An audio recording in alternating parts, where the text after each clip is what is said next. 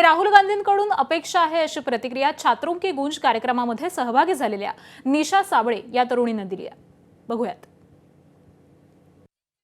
सगळ्यांनाच माहित आहे की गेले 10 दिवस झाले आमचं जे आंदोलन चालू आहे, आमचं जे आमरण उपोषण चालू आहे, मग ते आमरण उपोषण म्हणजे जे चाललंय ते आम्ही शांतपणे तर करत नाहीयेत। मग आमचं दुसरं जी आमची बाजू आहे ती म्हणजे सोशल मीडिया, आणि सोशल मीडियावरती आम्ही जबरदस्त कॅम्पेनिंग करत आहोत।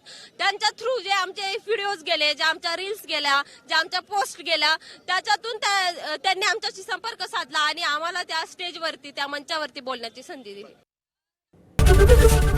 एबीपी माझा, उघडा डोळे बघा नीट।